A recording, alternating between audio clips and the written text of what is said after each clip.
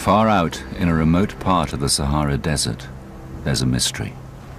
Scattered around in the sand are thousands of chunks of strange yellow-green glass. It is really a mysterious glass, and we scientists are still kind of puzzled how these things formed. The ancient Egyptians knew of this extraordinary place, but for thousands of years, it's remained unexplained. Now, a group of scientists plans to finally solve this mystery.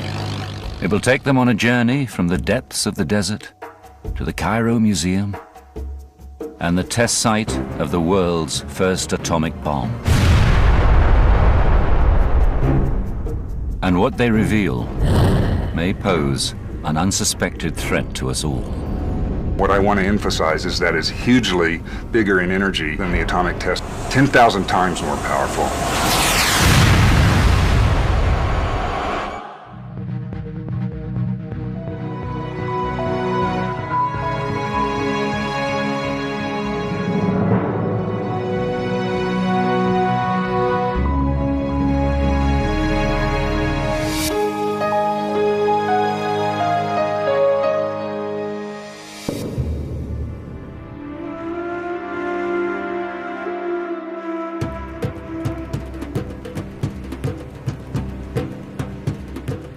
Heading for the great sand sea of the Egyptian Sahara Desert, a team of scientists is on a mission.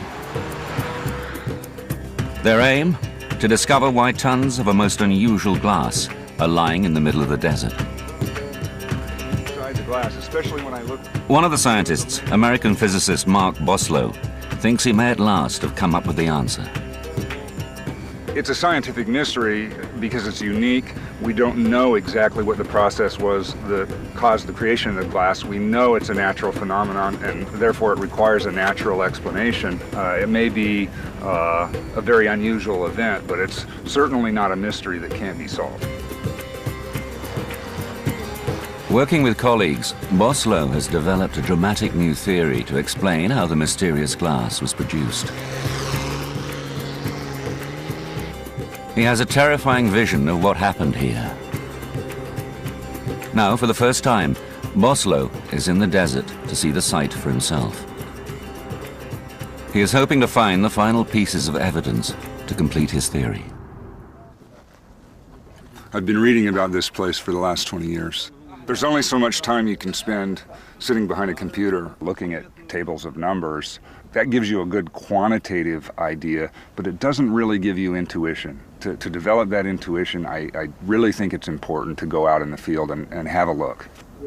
Joining him are geologist Ali Barakat and geochemist Christian Kerbel, who, like Barakat, is an old desert hand. They have spent years studying the mysterious event which must have taken place in the desert. We scientists have been interested in these desert glasses for a very long time because they are very different from any other natural glass that we know. It's just such a mysterious glass. Yes, the black. Barakat is Egypt's desert glass expert and has traveled to the area several times. You must go to the south and go to the north. I know the area like my finger. But there. Barakat's interest dates back to 1998 and a remarkable discovery he was involved in.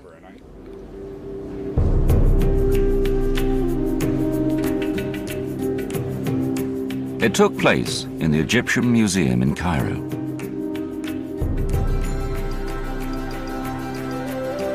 Hidden away in a dark corner of the Tutankhamun exhibition was a necklace made of different colored gems. At its center was an intriguing yellow-green carved scarab. It was said to be chalcedony, a semi-precious stone. But mineralogists were not so sure. Surrounded by armed guards and officials, Barakat and his colleague, Vincenzo de Micheli, were allowed to examine and test the jewel.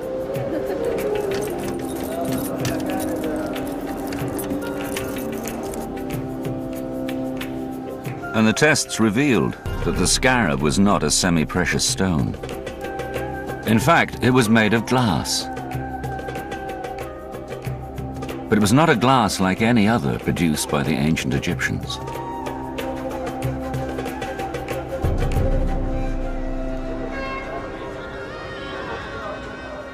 Barakat had an idea where the glass came from. He knew of a 10th century Arabic book with a map inside, which showed the location of a large mineral deposit in the Egyptian Sahara Desert. And on the map, he describes the Mediterranean Sea in the north and the Red Sea to the east, and the Nile River, and the pyramid. And far out in the desert, the book describes a mineral it calls peridot. Peridot is a greenish-yellow gem, but Barakat had never heard of peridot being found in this part of the desert. I am very happy because I found this passage and this book, because he recorded for the first time the strange material. Barakat guessed that the Arabs had discovered the source of the glass in Tutankhamun's necklace. What's more, he thought he had seen some pieces of the same glass. In the Geology Museum where he worked, there were samples of glass brought back from this part of the Sahara by an English explorer.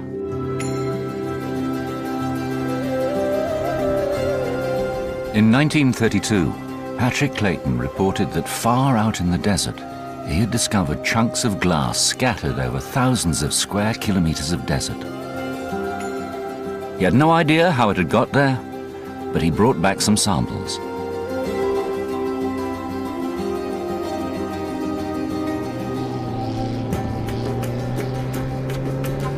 Since the discovery of Tutankhamun's jewel, several scientific teams have traveled into the Sahara to try to find answers to explain the origin of this unusual glass. Barakat and his team are the latest to make the journey out to the glass area. It's a long, hard journey through the desert. It will take them at least 3 days driving and 3 freezing nights before they can even start looking for any glass.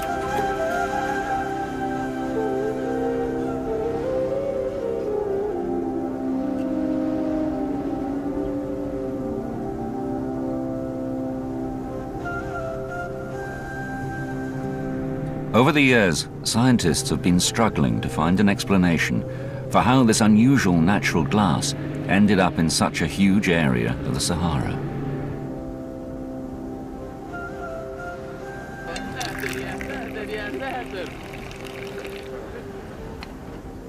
Compared to some of the other glasses that we have in nature, these are really interesting because they are clear. They have a color and this pure silica composition that makes them really unique in the world. We know no other natural glasses that look like this or have a composition like this. And so we scientists are still kind of puzzled how these things formed. The puzzle for the scientists is that the desert glass is not like any other natural glass found on Earth. Most natural glass is volcanic in origin.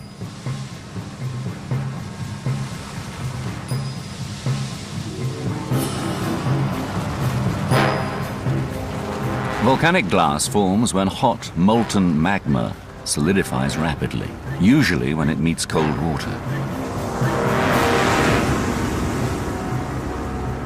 Volcanic glass is relatively common, but its chemical composition and dark color are quite unlike the desert glass.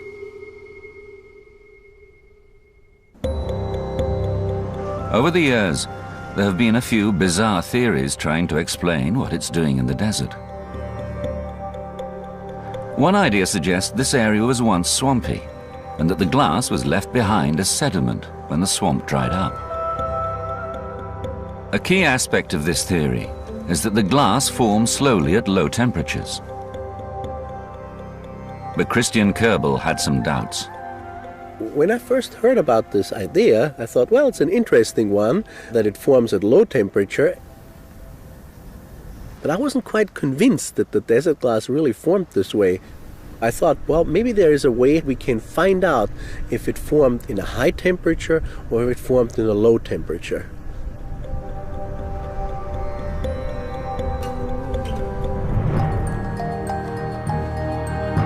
Kerbel turned for help to the Natural History Museum in Vienna, whom he's worked closely with in the past.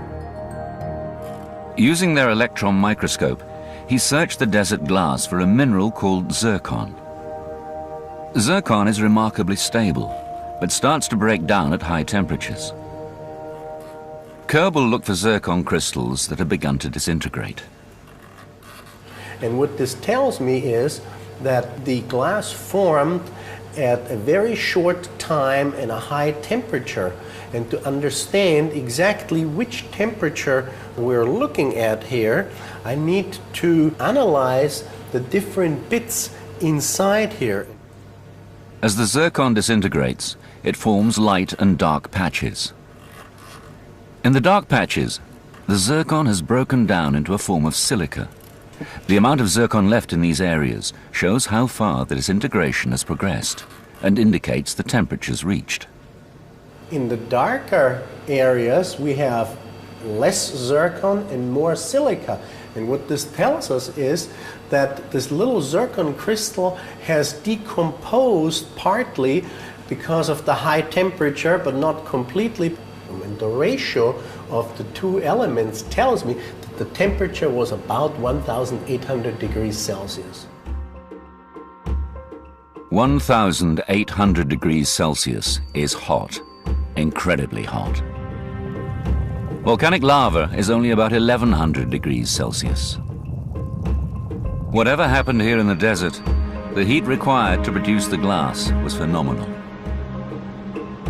What Kerbel found convinced him and everybody else that they had to look for another explanation. There was only one thing they knew of that could create such a staggeringly high temperature that it melted the ground.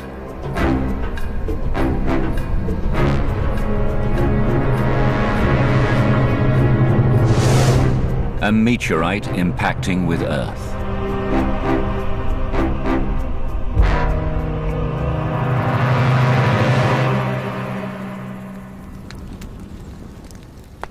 So there's a lot of material that falls on the Earth from outer space. Tons and tons of this material falls on the Earth every day. And most of them are very small, just like dust. Some of them are pebbles, and they make shooting stars in the atmosphere. And sometimes a really big meteorite hits the ground at very, very high speed.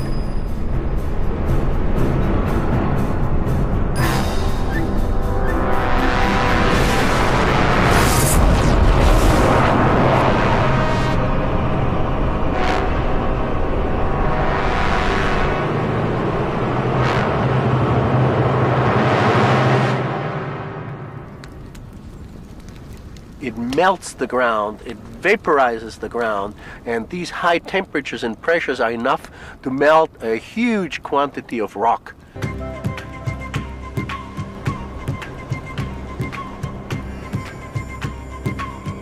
If the molten rock formed by a meteorite impact cools rapidly, it can turn into glass.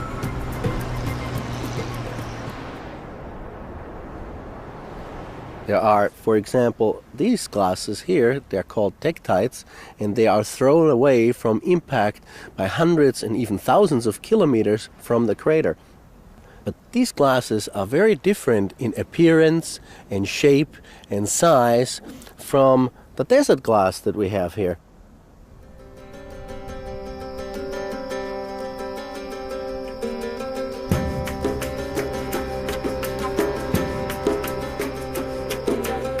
Kerbel is a world expert on meteorites. And even though the desert glass is so different from ordinary meteoritic glass, he is convinced it must have been formed by a meteorite. He hopes to find evidence of a massive meteorite impact in the desert. They still have one more day of driving before they can even start looking for any glass or any signs of what occurred. They are now in the heart of the Great Sand Sea.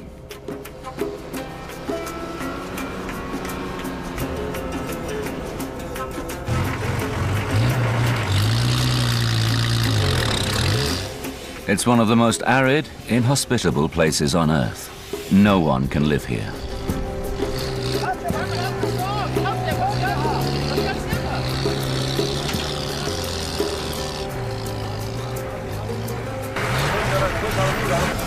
It can be 10 to 20 years between rainfalls.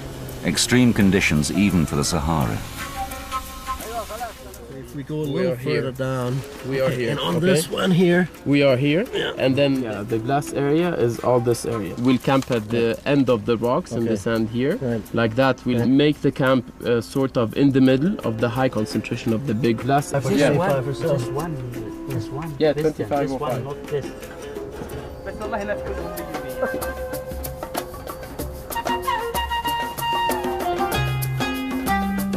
Summer temperatures can soar to well over 50 degrees Celsius. There are no roads, no tracks. The massive parallel sand dunes stretch for hundreds of kilometers north-south.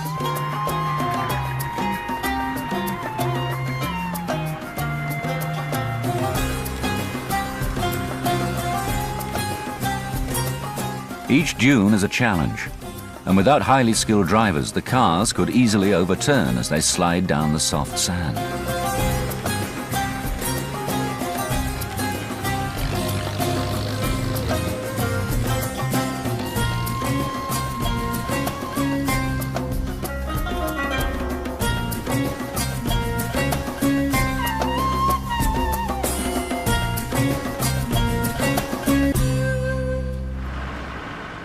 At last, they are approaching the area where the glass is found.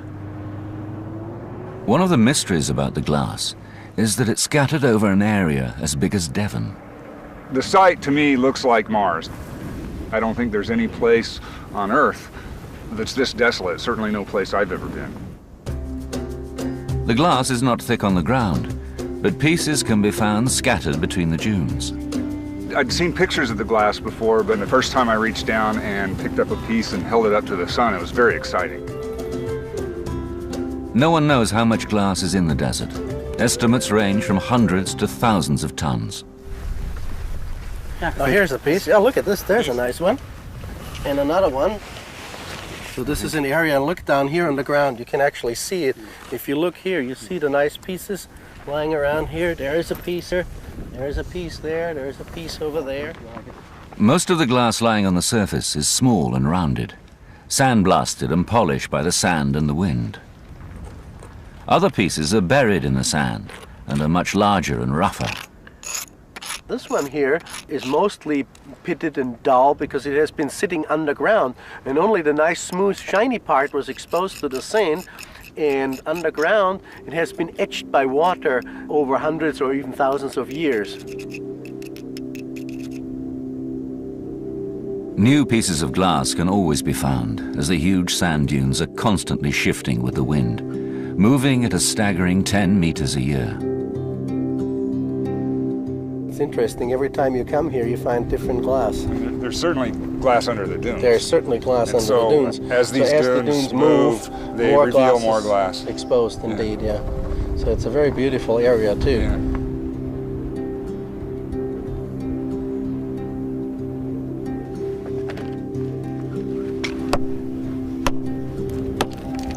Although there are no obvious signs of meteorite impact, Barakat thinks there is some evidence, not in the glass, but in the rocks.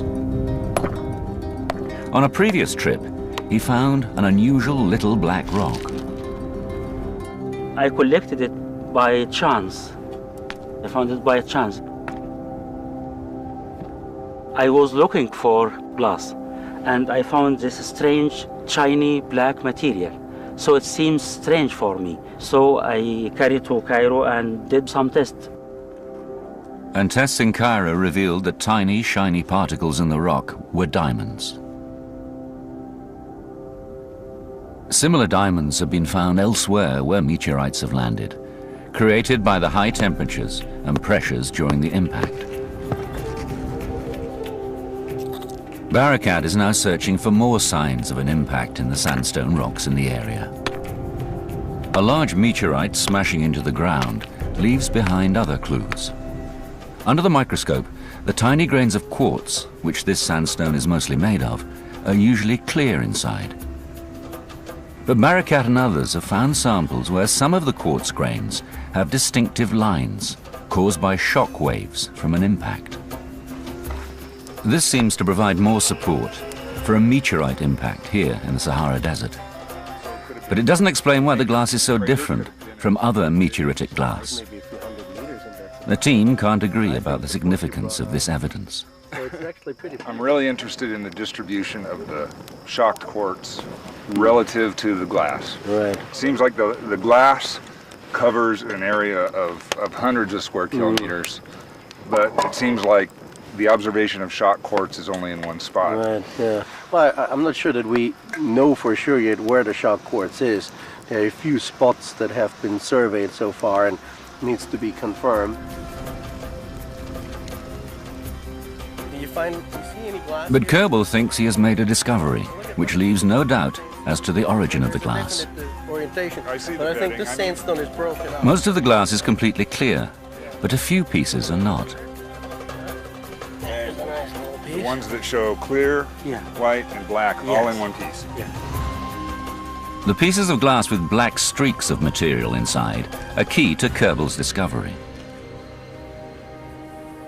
To establish what the material trapped in the glass was made of, Kerbel examined it in his lab in Vienna. He analyzed it by bombarding the black bits of the glass with neutrons, and after weeks of measurements found small traces of the exotic element iridium. Here are the peaks that indicate the presence of the element iridium, and this is something we would not expect to find in rocks on the surface of the Earth, and this is characteristic for meteorites. So here we have very good evidence that a meteorite really hit the Earth and was incorporated with the glass when it formed. Finding iridium is good, but not conclusive evidence of a meteorite impact.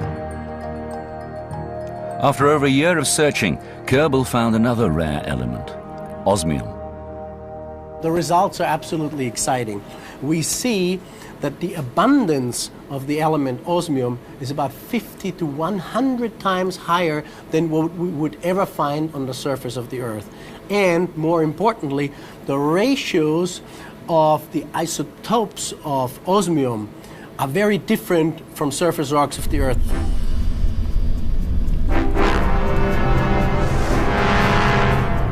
They are clearly extraterrestrial and show that a meteorite hit the surface of the Earth and the sand when the desert glass formed. So we have a eureka moment here. We now know there was a meteorite impact.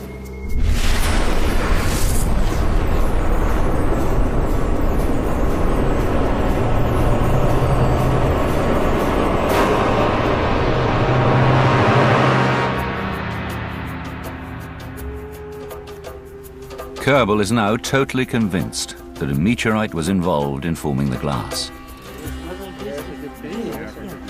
But there was an obvious problem with the meteorite theory.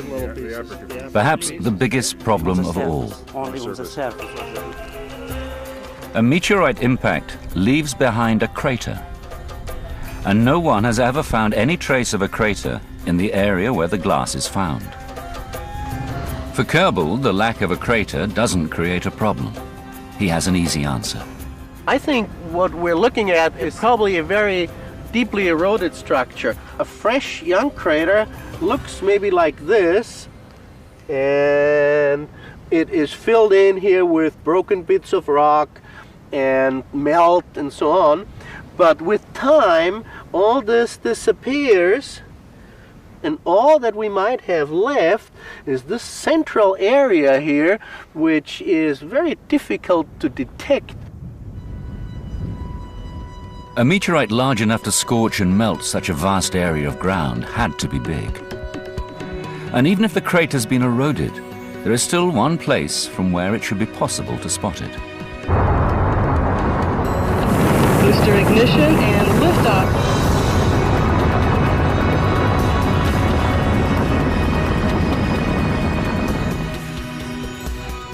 Farouk Elbaz is head of the lab in Boston that interprets pictures of Earth taken by orbiting satellites. He's been looking at pictures from space since the 1960s. Back then, only about 20 impact craters had been found. With the advent of satellite images from space and the fact that we're going to be recognizing all of these circular features, we now have at least 200 that are proven or semi-proven impact craters. One reason there are not more known impact craters on Earth is that some are so big they can only be spotted from space. And the older they are, the harder they are to find. It is really important to look for a crater that has the right age for the formation of this glass, because if we say that this glass is of meteorite origin, which is most likely, then there should be a crater of that age that would have formed that glass. So these things must come together. To help Elbaz in his search, he needs to know the age when the glass was formed. And it is possible to pinpoint the age. One technique is based on the rate at which the element uranium decays. It leaves tiny scratch marks on the glass, which, when counted, gives its age. This method produced a date for the desert glass. It was formed nearly 30 million years ago. It was an important result. But could they find a 30-million-year-old crater? It's not really a problem in this part of the world to locate a 20 to 30 million year old structure, because no matter what the erosive processes were like, you still have in the subsurface the imprint of that impact. For instance, we have the structure here in Chad that has been dated to be older than 200 million years, which means that anything that is 20 or 30 million years would certainly be visible. So Elbaz and his team have been searching the area looking for suitable candidates. We have some craters in here, a tiny one in here, larger craters in south of here, but nothing in that zone that can be called an impact crater. So here is the Great Sand Sea and the dunes going down southward this way. And the silica glass region is right here, and it is a little too far from any of the impact craters that we have formed around. So we conclude from that we have not really found the smoking gun for the silica glass in the Western Desert in Egypt.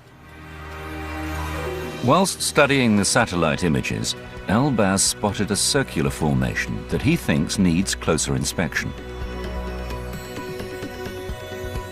But the formation is 100 kilometers from the main concentration of glass, and other scientists remain doubtful that this could be the source.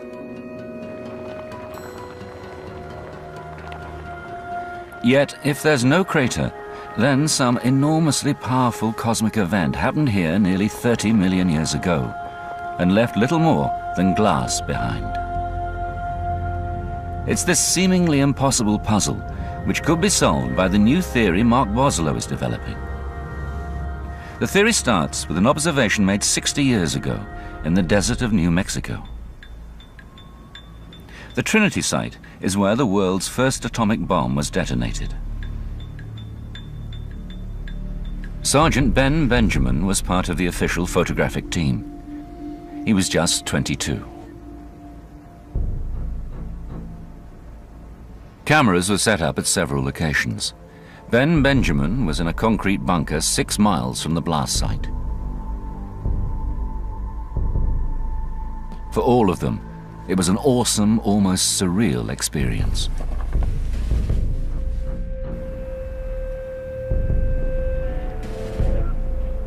At 5:29 on the morning of July the 16th, 1945, the bomb was exploded. We had a PA system. They were counting down in seconds, and when it came to -10, I switched on all 4 cameras, and it went off, and it was incredibly bright.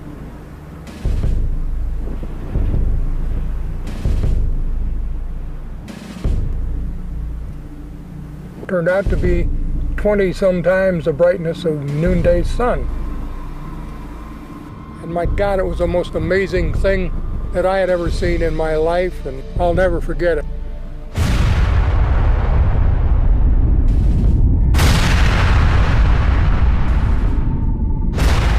A mushroom cloud exploded into sky with the force of 20,000 tons of TNT.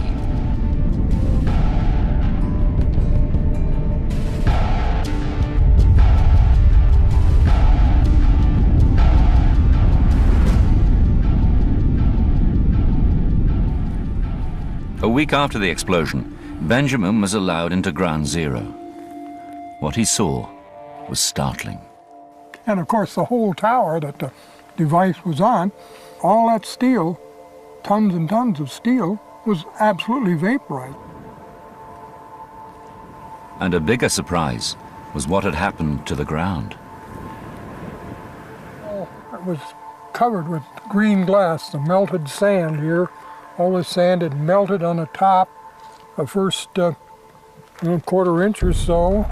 This green glass was covering the whole entire area, and it was cracked, and but one could walk on it, and you'd crunch. You'd be walking like on a field of maybe ice. The sand was transformed into a thin layer of glass, covering an area nearly 600 meters across.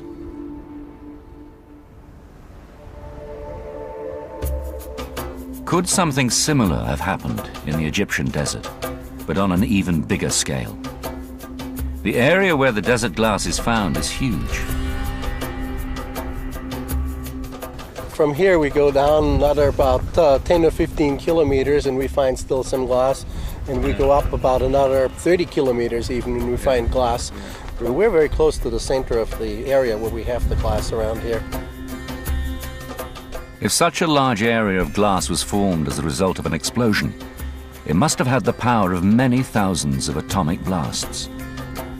A natural explosion of that magnitude was completely unheard of. No one had any idea of how such a devastating blast could have been produced.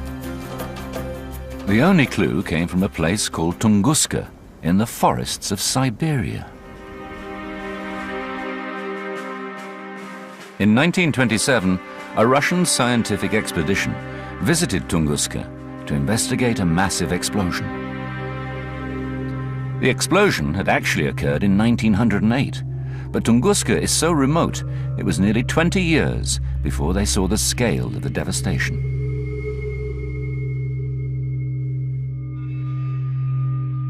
They were astounded. More than 80 million trees had been destroyed. The scientists were puzzled. What could have caused such an enormous explosion? Their first thought was that it was a meteorite, but they couldn't find a crater. They returned to their laboratory and carried out a series of slightly odd experiments.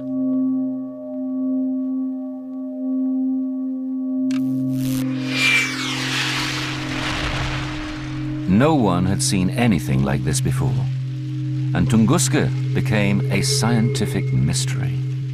Since then, scientists have had many theories, but it's now assumed that an extraterrestrial object somehow exploded about 8 kilometers up in the atmosphere. This aerial burst was equivalent to about 20 million tons of TNT.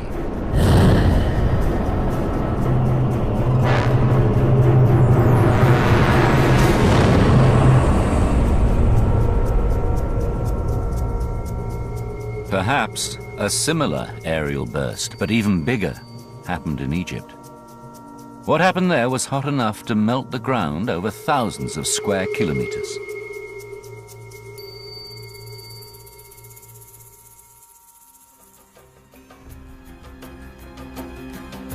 This is where Boslow's expertise comes into the story. At the Sandia Labs in New Mexico, he's developing a computer model to see if the airburst theory can be right. An event in 1994 was the turning point, the impact of the comet Shoemaker-Levy with the planet Jupiter. When the comet went into orbit around Jupiter, it broke up into over 20 fragments. Then, one by one, these fragments hurtled down into the Jovian atmosphere. Nothing similar had ever been witnessed. I think that the impact on Jupiter was really one of the most exciting things to ever happen in the history of science. Boslow's speciality is the physics of large impacts, and for that he uses computer simulations. For Boslow, the Shoemaker-Levy comet was to be the biggest, most exciting experiment imaginable. This was a real opportunity to see something that we couldn't see in the laboratory. Something of a scale, of a magnitude way beyond anything imaginable, beyond our wildest dreams. Boslow's team had been developing a new theory which predicted that the impact would produce a massive fireball. This is a sequence of snapshots from our simulations. The top image shows this incandescent fireball rising over Jupiter's horizon to be seen from Earth. And in subsequent frames, you see this fireball growing and cooling, but growing into this enormous plume to very high altitudes. It just gets huge. When the fragments of Shoemaker-Levy smashed into Jupiter, the pictures from the Hubble telescope were just as spectacular as the simulation predicted. When we saw the Hubble Space Telescope images for the first time, we were so excited to see this spectacular plume rising over the horizon. Their predictions were very close. These are actual observations, snapshots from the orbiting Hubble Space Telescope. In the first image, you see this incandescent fireball rising over the horizon, and in subsequent images, you see it growing into a plume, and it continues to grow to this enormous size. This massive plume of hot gas they predicted was ejected well over 3,000 kilometers out into space. It was a spectacular explosion. I mean, it was just a tremendously enormous explosion beyond anything anybody's ever experienced in the solar system. The Shoemaker-Levy impact on Jupiter was a pivotal moment in science. It made scientists rethink what could happen here on Earth. So this really was a turning point in my understanding about how impacts work. I and most people thought of impacts on Earth as events that create craters, collisions with the solid Earth, and typically we ignore the atmosphere. We ignore atmospheric effects. Well, the atmosphere is tremendously important, and this is the lesson we learned from this. The Shoemaker-Levy explosion had been observed with interest by another scientist too, John Wasson, one of the world's top meteorite experts. He had also been puzzling about the origin of Egyptian desert glass, looking in particular at one special piece of the glass. It's special because it has very distinct layers. The layers consist of dense glass, which is almost free of bubbles, and foamy glass, which is full of tiny little bubbles. Wasson believes the layers were formed by intense heat radiating from above, from an extremely hot sky, and he remembered the explosion over Tunguska. When the thought came to me that it required a hot sky, I thought immediately of the Tunguska event. That's exactly the kind of event that I need. An aerial burst, but many, many times larger than Tunguska. Perhaps 1,000 times or even more times larger. And the massive fireball produced on Jupiter by the comet Shoemaker-Levy seemed to offer a possible explanation. I thought, how nice. The Shoemaker-Levy comet seemed to me to be ideal for producing an aerial burst and producing desert glass. It set both Wasson and Boslow thinking, could a similar aerial burst happen here on Earth? To take this idea further, Boslow needed to adapt his computer model to simulate an aerial explosion, and for that, he needed more data. He wanted to see for himself how widely the glass was spread in the desert. I think it's helped a lot to see the distribution of the glass, how widespread it is in some places, how concentrated it is in others. Scientific papers say the glass is scattered over 6,500 square kilometers of desert. Well, it's not clear to me whether the current distribution was the actual distribution when the event occurred. The Sahara only started to become a desert about 7,000 years ago. And during the last 30 million years, there have been big rivers and lakes here. What I think is that the glass was originally at a much smaller area. It's hard to believe looking around. And now it's just sand and nothing but sand. There were lakes here some time ago and there was some water, and it transported the glass farther away from the area where it originated. Boslow is now confident that 30 million years ago, the distribution of the glass in Egypt was smaller than now, but it still needed a massive event to produce it. He fed the latest data into his computer model. What we modeled is 120-meter diameter object entering the atmosphere at 20 kilometers per second, and we started off the simulation way above where this frame starts.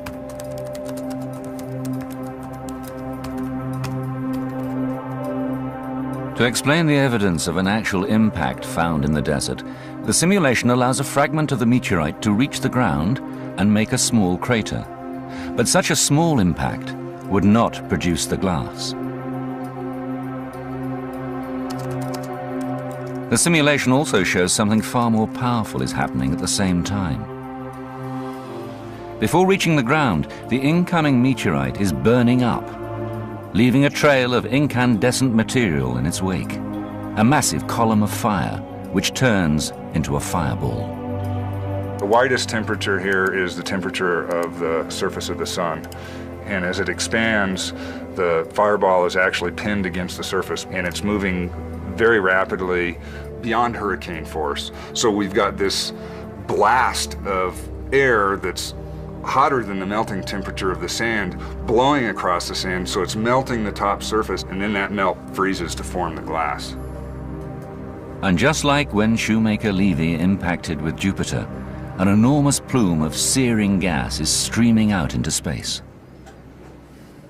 So while all this material is creating this fireball down on ground level, there's also a plume that's being formed at much higher altitudes, 80 to 100 kilometers above this level, and it's ejecting material out into space. The simulation shows that even a relatively small 120-meter meteorite can create a fireball hot enough to produce the mass of glass in the Egyptian desert. It's an explosion that makes the first atomic bomb at Trinity look tiny. And what I want to emphasize is that it's hugely bigger in energy, hugely more powerful than the atomic test at Trinity, 10,000 times more powerful. Wasson and Boslow now think they've solved the mystery of how the desert glass was formed in the Great Sand Sea.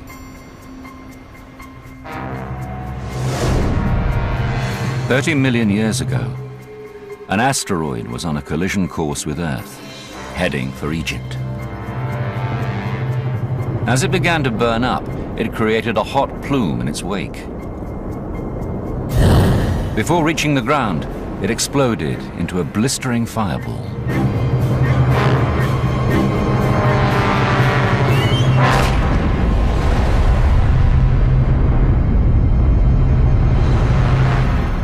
Surface temperatures immediately reached 1,800 degrees Celsius.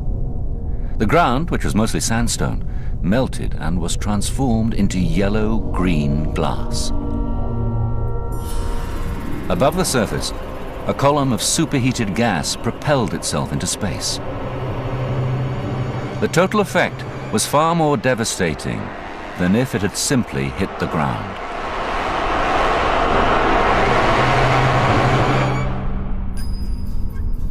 The theory predicts that an aerial explosion is much more likely if an object breaks up easily, like the fragile comet Shoemaker-Levy.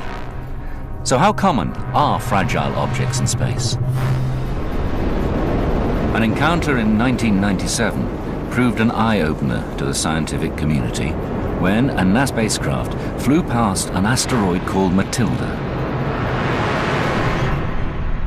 Matilda's slow rotation showed it was not solid, but was a loose assembly of rock held together by gravity. They call it a flying rubble pile. We've discovered a number of other asteroids which have similarly low densities, and this has led to a real paradigm shift where now it's accepted that most asteroids probably consist of rubble piles and are extremely weak. These rubble piles are liable to explode if they enter the Earth's atmosphere. Wasson believes that small explosions, like the one over Tunguska, could happen as often as once every 100 years. Larger ones, like the one over Egypt, are less frequent. Wasson has evidence from one other place on Earth of a large aerial burst, this one on a truly cataclysmic scale. He's found pieces of glass throughout Southeast Asia. They can be recovered from a broad region of Thailand, Vietnam, southern China, and Cambodia. The curious thing about it is no crater has been found. Wasson believes that about 800,000 years ago, a flying rubble pile broke up whilst on a collision course with Earth. Each fragment created its own fireball.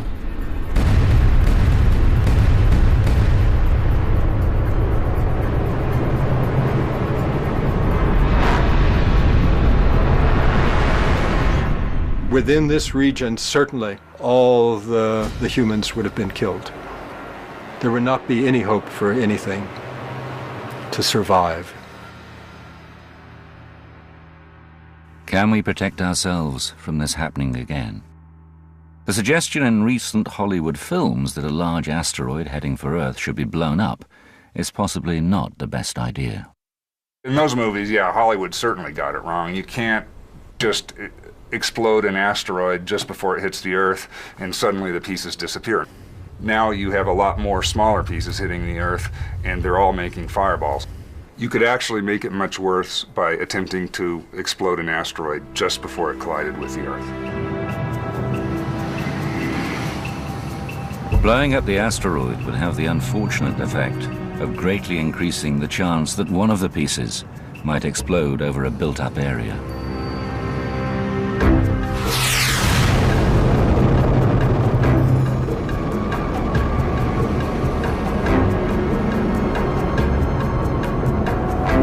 While the probability is small, if it hit in the wrong place, it could be devastating for a city.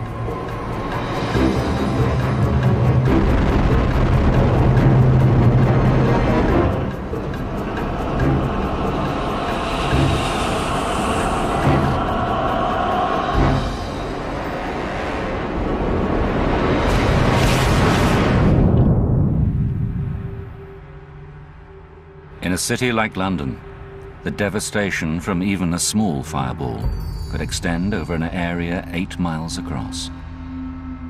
Luckily, it could be millions of years before we have to deal with a large asteroid. But the smaller ones will keep coming. And we know now from the explosion in the Egyptian desert just how devastating that can be. And we also know it will happen again. There are hundreds of times more of these smaller asteroids than there are of the big ones that the astronomers track. There will be another impact on the Earth. It's just a matter of when.